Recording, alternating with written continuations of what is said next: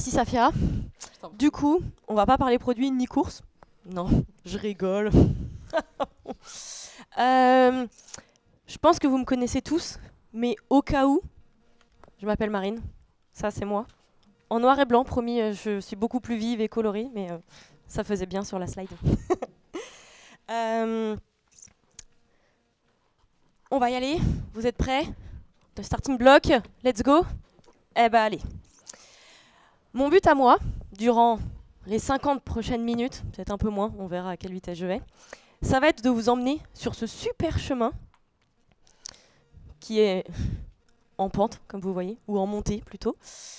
Et ça va être de vous donner toutes les clés pour que vous puissiez réussir le lancement d'un produit ou vous lancer dans la réalisation d'un marathon.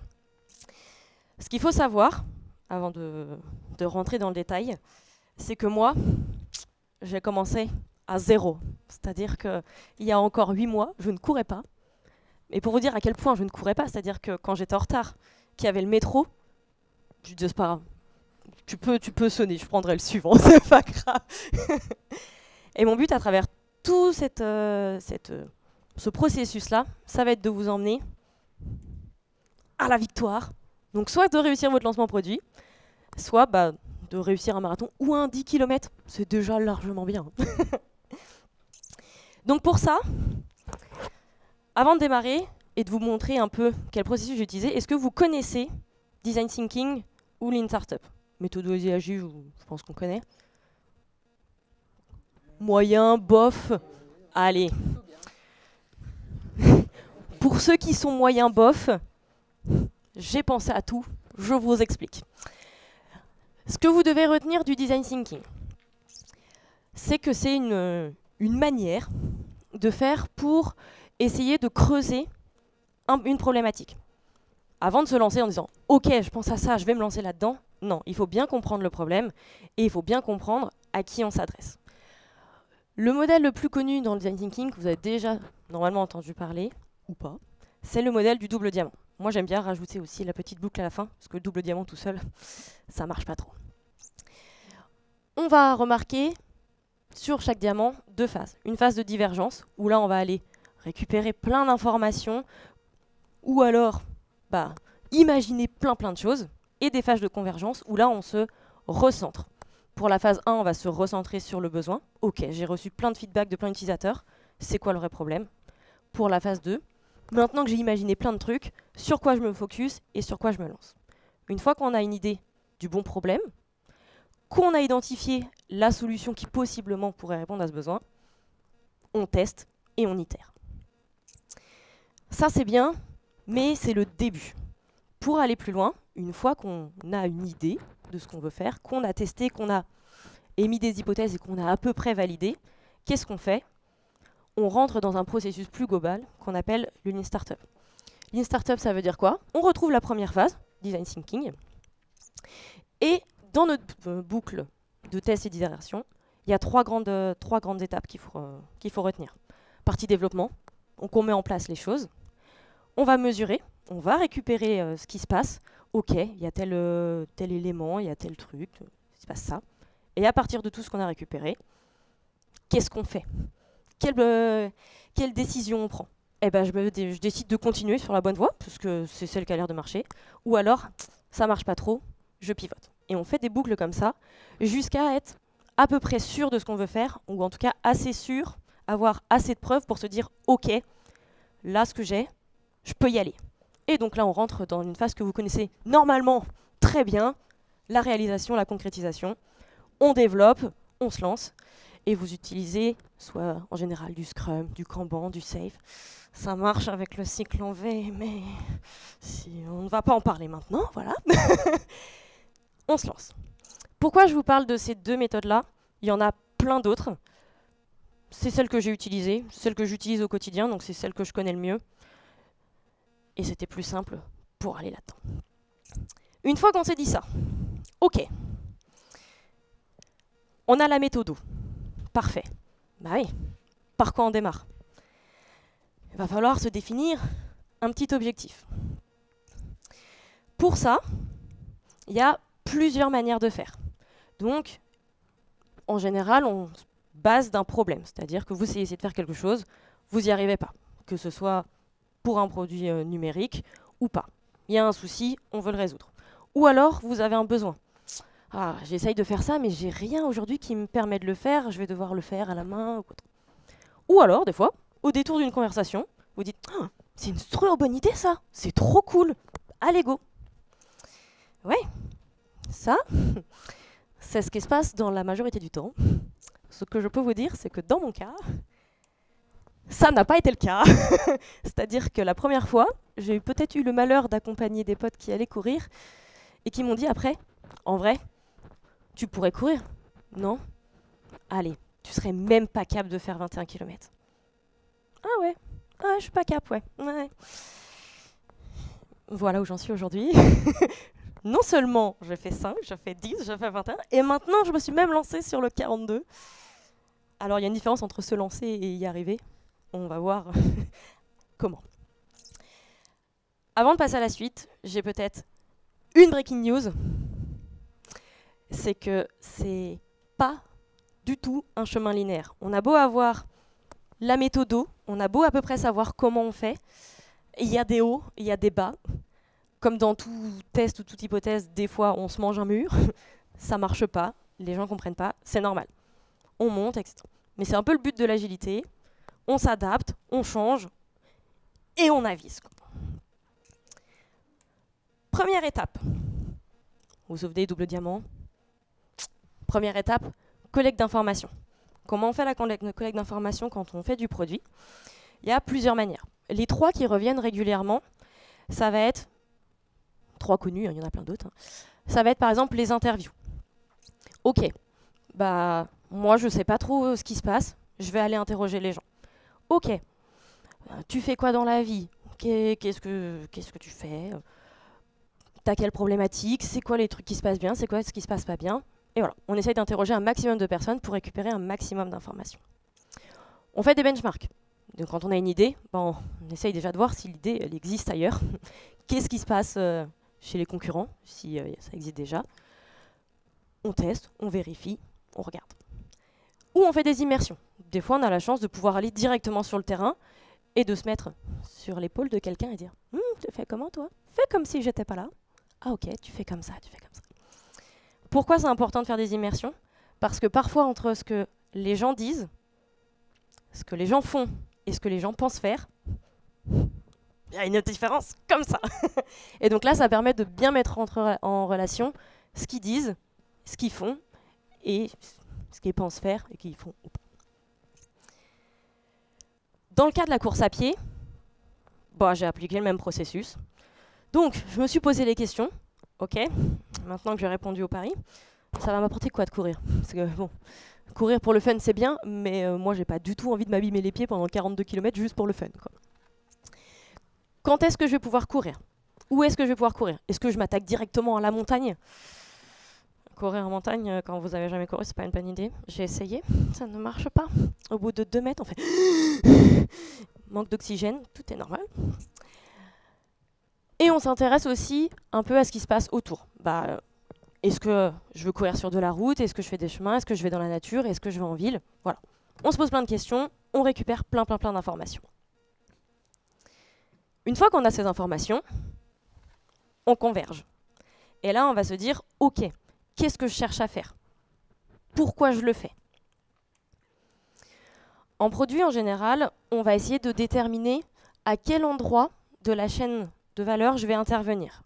Ça veut dire quoi? Ça veut dire que par rapport à mes utilisateurs et ce qu'ils veulent faire, il y a différentes typologies. Soit on va faire, par exemple, à la Booking ou à la Doctolib, on se dit, ok, j'ai mon utilisateur, il a besoin de prendre un rendez-vous au médecin, il y a plein de médecins. Comment il fait aujourd'hui? Il interroge chaque acteur un par un. Là, Doctolib ou Booking, par exemple, pour Exotel, ce qu'ils se sont dit, je vais me placer au milieu. Mon but, ça va être que les utilisateurs aillent sur mon site et qu'ils aient accès à tout. Ils n'ont pas besoin de contacter chaque personne un par un. J'ajoute un élément sur la chaîne de valeur.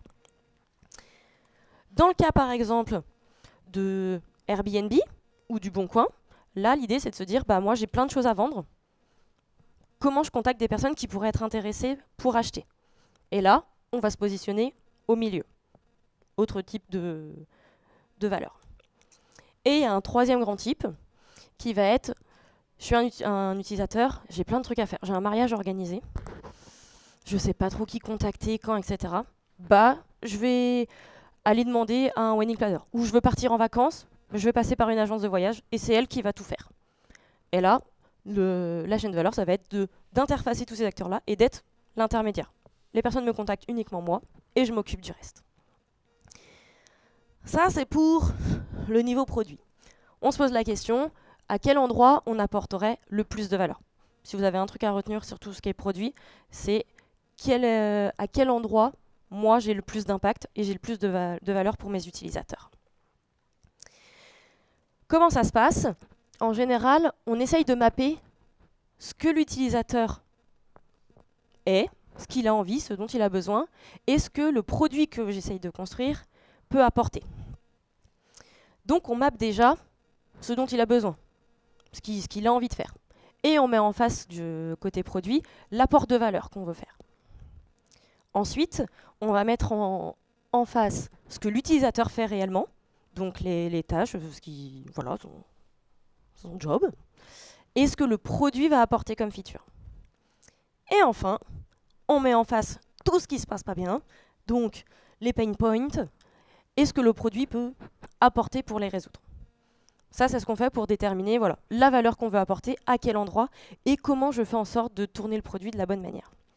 Donc moi, je me suis dit, ok, pour la course à pied, je connais bien ce modèle-là, je vais faire la même chose. Qu'est-ce qui m'apporte de la valeur?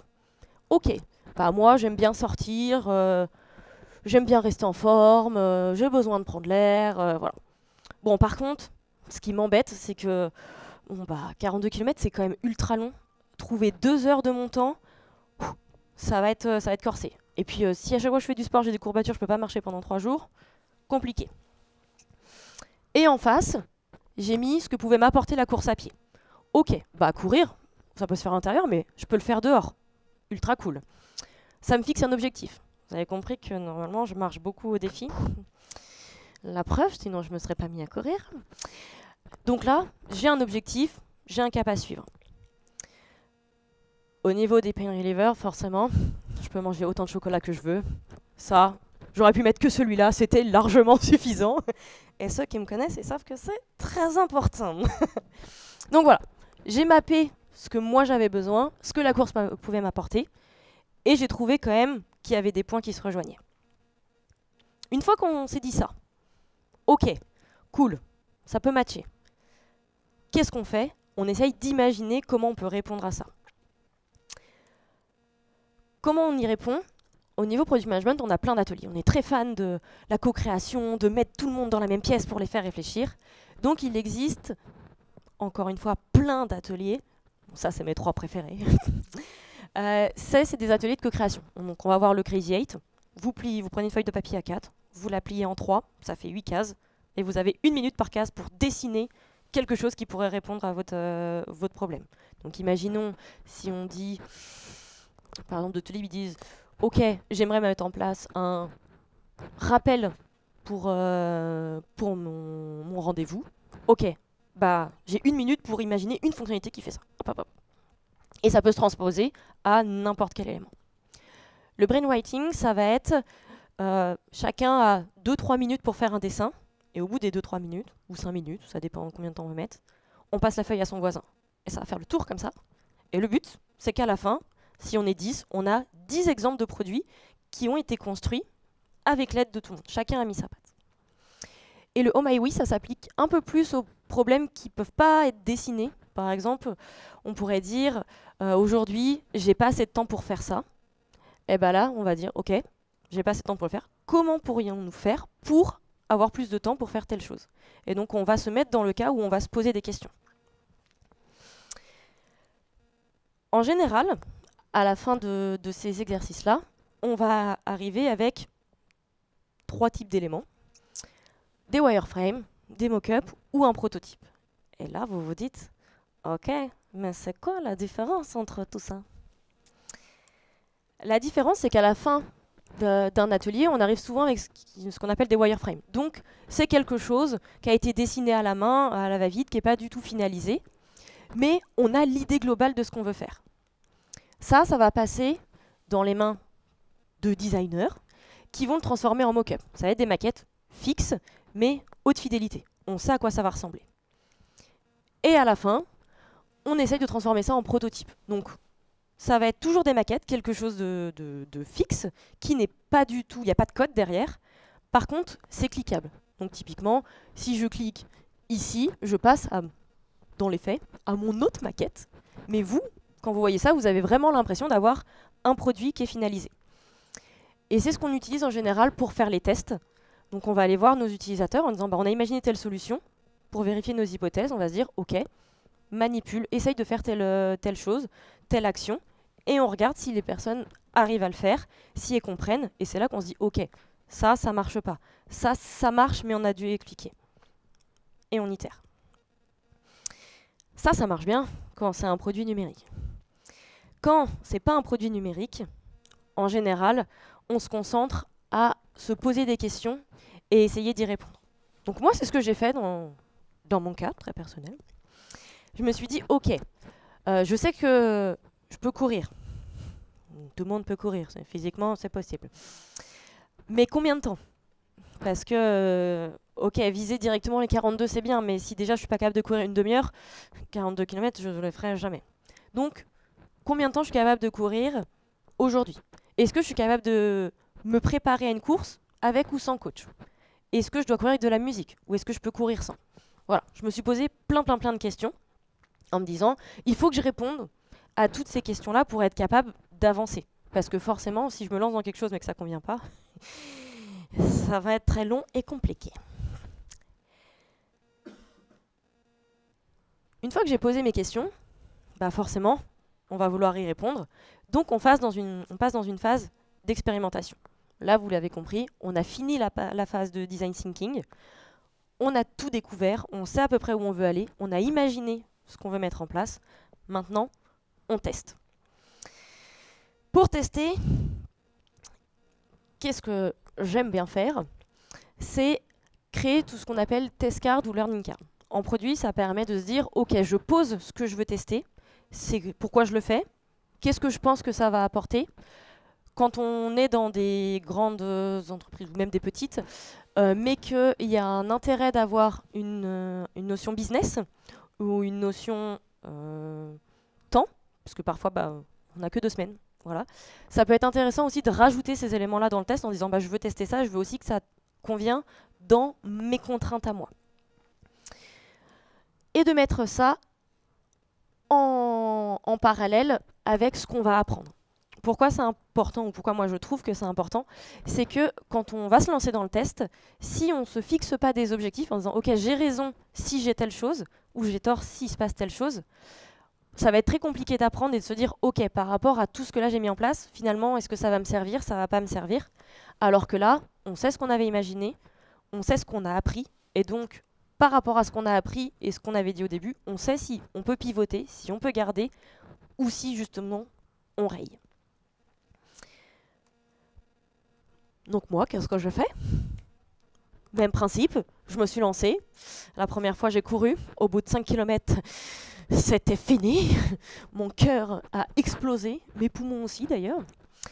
Donc, je savais que courir en sprint pendant 5 km, on se dit c'est facile, pas du tout. Hein. Je vous le dis, c'est pas du tout facile.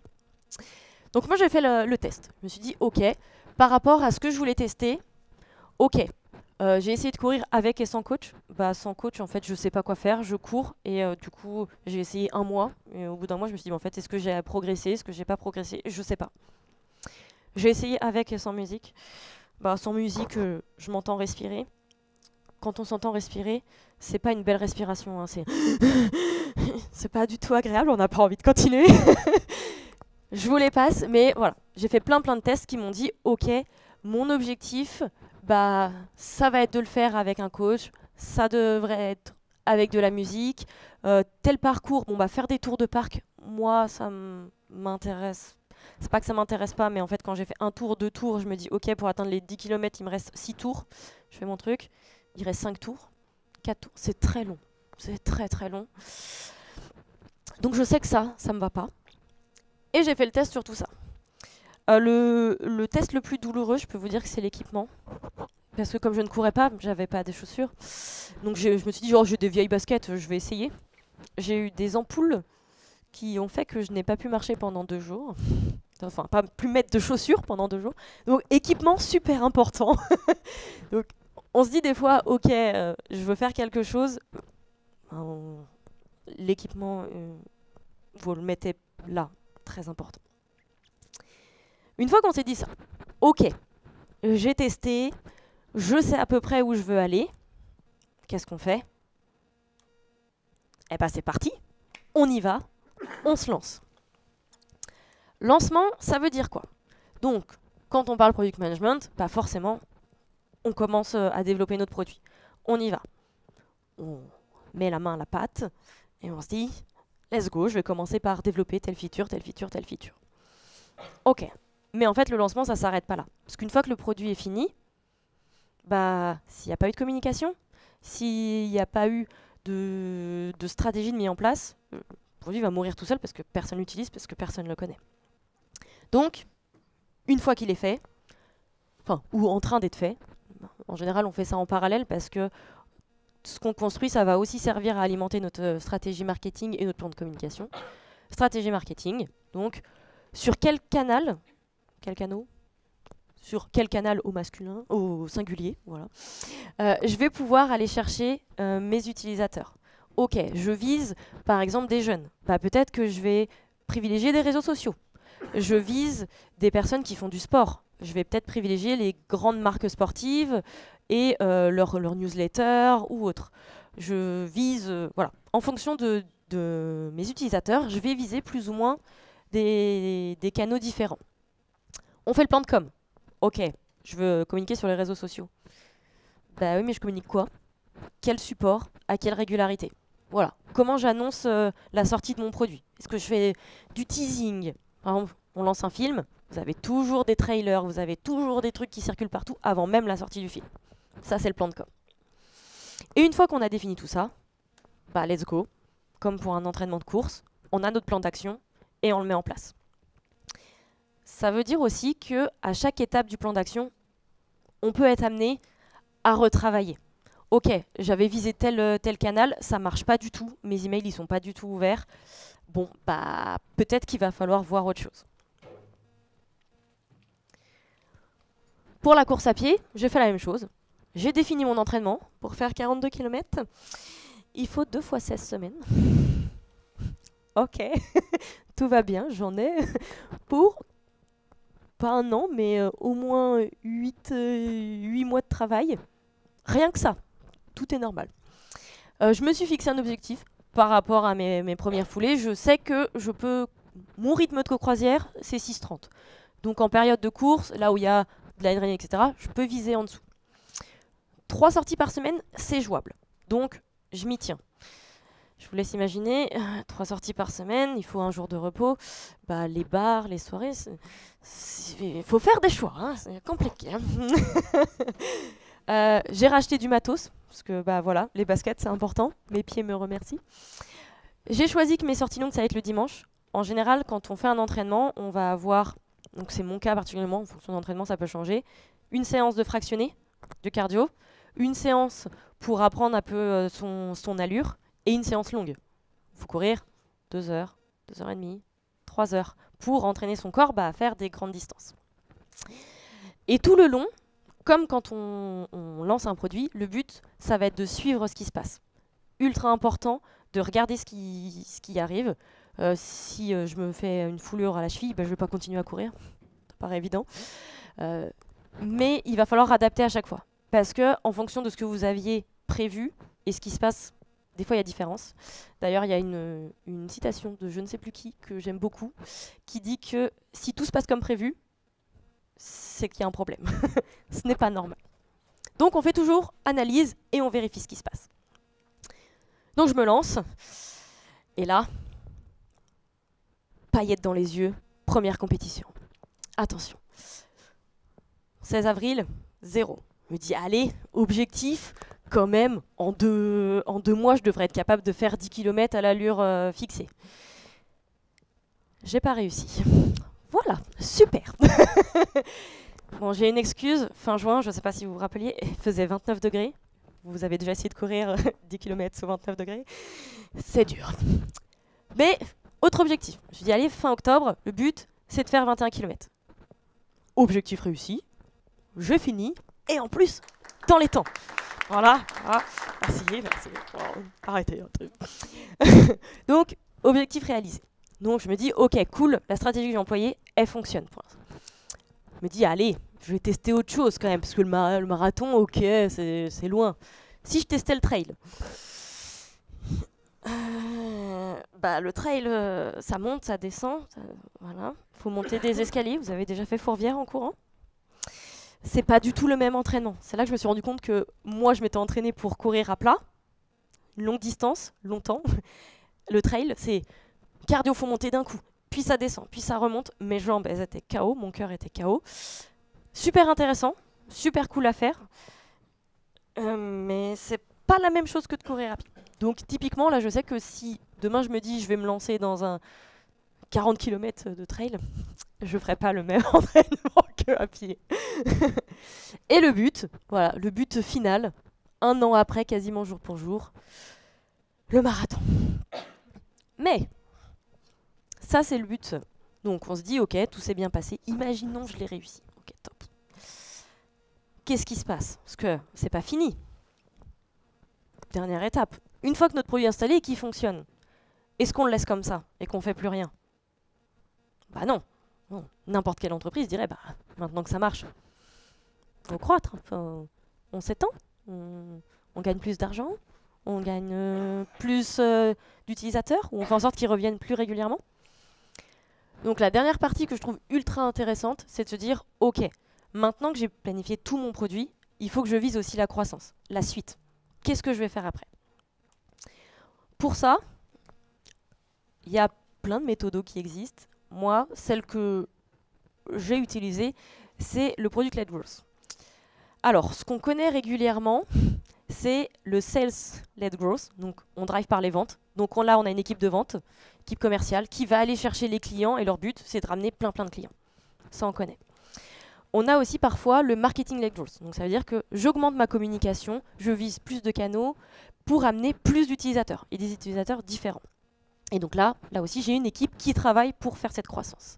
Dans le cas du product-led growth, on laisse le produit faire la croissance. C'est-à-dire que c'est le produit et toutes les features en lui-même qui va driver la croissance. Donc les utilisateurs vont se dire, c'est tellement cool qu'ils vont le recommander et c'est lui qui va porter tout ça. Donc on n'a pas une équipe marketing ou une équipe de vente dédiée à la croissance. Et là vous vous dites, ok, d'accord, dans les faits ça a l'air facile. On utilise une roue, c'est la flywheel, pour essayer de déterminer à quelle étape justement de notre croissance on est. Donc on retrouve 5 typologies d'utilisateurs. On a les étrangers, eux ils n'ont jamais entendu parler de notre produit, ils ne connaissent pas, ils n'ont jamais été dessus, ils ne savent pas ce qui se passe.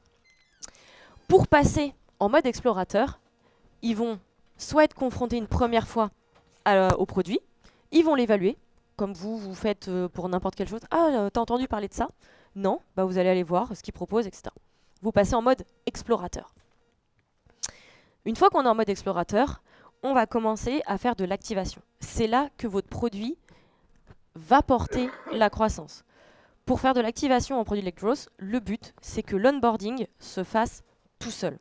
Un utilisateur, il arrive sur votre site, il sait exactement ce qui se passe, il clique sur un bouton, il s'inscrit en 2-2, il peut utiliser le produit. On a fait une activation, il a eu besoin de personne. Donc, onboarding, parcours ultra facile, tout se passe bien. Votre utilisateur est débutant. Pour passer en mode régulier, il va falloir qu'il l'adopte. L'adoption, ça veut dire quoi? Ça veut dire que dès qu'il s'inscrit, il retire de la valeur. Tout de suite, il peut l'utiliser, il arrive à faire ce pourquoi il s'est inscrit, ou ce pourquoi il a téléchargé, et ça marche. Il a besoin de personne. Ensuite, étape de monétisation. Bon, bah là, il peut s'abonner tout seul. Il n'y a pas besoin qu'il contacte quelqu'un pour prendre un abonnement ou autre. C'est clair, il sait que telle offre apporte telle valeur. tout se passe tout seul. Et enfin, expansion. Si votre utilisateur a fait toutes ces étapes-là et qu'il est ultra satisfait, il va en parler de lui-même. Et donc il va dire « Ah, vous avez utilisé ce produit-là, il est ultra cool, on s'inscrit facile. En plus, il y a un free trial, je paye rien, c'est trop bien. Comme ça, si ça ne convient pas, je m'arrête. » Et hop, bouche à oreille, il s'étend. Et là, vous me dites « Ok, c'est cool, mais la course à pied, je m'abonne à rien. Je peux courir gratuitement. » Et ben c'est là que la oui est trop bien. Parce que on enlève la motivation, c'est pas grave. C'est une étape et il y a plein de produits qui fonctionnent sans que les utilisateurs aient à payer pour utiliser le produit. C'est le cas d'ailleurs de beaucoup de produits, par exemple si on reprend Le Bon Coin et Doctolib, etc., des produits que vous utilisez aujourd'hui, il n'y a pas forcément de monétisation à faire. On adapte, on en revient au même, on s'adapte tout le temps. Et donc pour le cas de la course à pied, ça va être ça. Comment on passe de l'adoption à l'expansion? C'est une fois qu'on l'adopte, on va tout de suite communiquer. On va tout de suite dire « Ah, c'est trop bien, c'est trop cool ». Et en plus, c'est gratuit. Tu peux le faire comme tu veux, où tu veux. Super pratique. Si on revient à la course à pied, ok. Maintenant que j'ai marché, maintenant que j'ai couru, comment je fais pour voir où est-ce que je vais aller? Eh ben, je vais analyser tout ce qui s'est passé. Ok, mon premier 10 km, il faisait 29 degrés, compliqué. Mais en octobre, il faisait plus frais, trop cool. J'ai démarré un trail. Déjà, c'était de nuit. J'ai dû acheter du matos, parce que j'ai couru une fois sans frontal, je voyais pas mes pieds. Je vous laisse imaginer courir dans le noir. Pas ouf du tout. Donc voilà, on regarde ce qui se passe, on regarde là où on peut s'améliorer. Ok, quand je fais tel truc, ça marche, j'y vais. Et on définit son plan d'action. Ok, allez, ma prochaine next step, c'est de faire 40 km avec 700 D+. Allez, facile. Cool, j'ai ma next step. Donc, j'ai mon nouveau besoin. Qu'est-ce que je fais une fois que j'ai mon nouveau besoin? Eh ben, je recommence! Ça, c'était pour vous récapituler un peu. On voit souvent, voilà, design thinking, les startups, c'est les méthodos. Comment on les découpe? On fait notre phase de recherche, d'idéation, et ça peut être une boucle sans fin. À partir du moment où vous avez un nouveau besoin, que vous voulez faire une nouvelle chose, où vous pouvez mettre tout ça en place. Parfois, il y a des étapes qui peuvent être enlevées. Par exemple, on peut très bien dire, je passe de l'idéation à la réalisation. Si on est assez sûr de ce qu'on fait, ou si on veut mettre en place une seule chose, on peut y aller. C'est libre, on va dire, à l'équipe qui avance, parce qu'en fonction des contraintes de l'entreprise, des fois on n'a pas le temps. Si on dit on a une semaine de délivrer à faire, ok, en une semaine, il faut que je livre quelque chose, je dessine un truc, j'y vais, allez. Ou il faut que ce soit livré pour hier. Ok, eh je vais directement là. Je fais un truc, j'y vais, je regarde les concurrents, ils ont fait comme ça, let's go. Donc ça, vous l'adaptez. Et l'avantage, c'est que ce système-là, ça peut être adapté à n'importe quelle situation. Là, je l'ai fait pour la course à pied. Vous le faites, par exemple, quand vous partez en vacances. Ok, je veux partir en vacances. Où? Ok, je regarde plein de destinations. Quand? Comment? Pourquoi je partirais, je ne sais pas, en Afrique en hiver? Ah, parce qu'il fait chaud et que moi, j'aime pas trop le froid, donc j'y vais. Voilà. Ou pourquoi j'irais, je sais pas, à Lille en décembre? Voilà. Vous faites tout ce trajet-là, vous décidez, ok, on pourrait faire tel truc, et ça, vous le faites ultra régulièrement. Dès que vous mettez en place un nouveau projet, vous voulez faire une acquisition de maison, de voiture, vous refaites ça. Vous vous rendez pas du tout compte de toutes ces étapes-là, mais en fait, vous faites du product management tous les jours. Voilà. Merci à vous.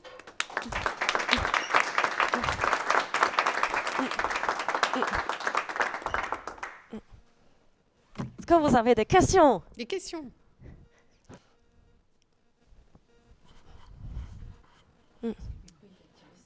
Est-ce que le micro est activé? Allez. Ouais, c'est ça la question. Non, je veux juste prendre mon recul de développeur et de l'impression qu'on peut avoir quand on est développeur et qu'on voit les équipes produits. C'est parfois l'impression qu'on peut avoir, c'est que c'est trop certaines choses peuvent paraître trop théorisées ou parfois trop. Nous on dit over engineer quand on code trop des trucs compliqués. Et parfois je trouve que c'est trop over penser, vous faire thinking, certaines choses qui peuvent paraître hyper basiques. C'est comment est-ce qu'on décrète que, ok, ce besoin-là, il mérite une réflexion comme ça. Enfin, voilà, j'ai l'impression que parfois on peut tomber dans des enfin moi c'est le cas par exemple dans des missions, ça m'est arrivé plein de fois où parfois c'est trop de réflexion. Ouais. Eh ben en fait, c'est au moment de la définition du goal. Moi, ce que j'aime bien faire, c'est de se donner un laps de temps en priorisant, en disant est-ce que c'est critique ce besoin-là? Est-ce que moi il me semble critique? Ok. Plus ça va être critique, plus je vais lui allouer de temps. Et en plus, combien de personnes il va toucher? Plus il va toucher de monde, plus on va allouer de temps. Il y a des fois, juste cette étape-là, jusqu'à là, ça prend un jour. Parce qu'on se dit, c'est ultra mineur, il n'y a pas besoin. Bah en fait, pourquoi je passerais un mois dessus? Mais c'est un peu le risque quand on démarre sans se donner un objectif de temps, effectivement, de passer vraiment du temps à se dire, oh, je vais essayer ça, puis je vais ça. Et en fait, on déborde de partout et on n'arrive jamais à cette étape, ok, je vais lancer quelque chose parce que bah, on imagine plein de trucs et à aucun moment on se dit ça suffit. Mais c'est comme pour tout, quand on se lance dans quelque chose, on se dit oh, on pourrait faire ça, puis on pourrait faire ça, on pourrait faire ça. C'est le but de l'être humain, de vouloir toujours plus.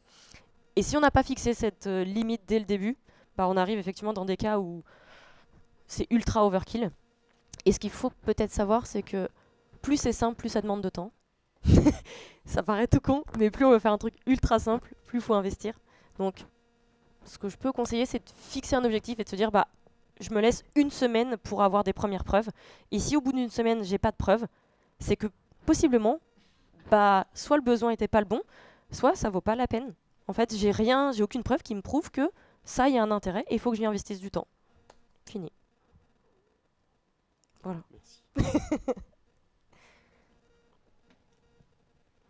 D'autres questions? Comment j'ai raté le 10 km? Non, c'est bon. C'est tout bon? Ah bah merci beaucoup.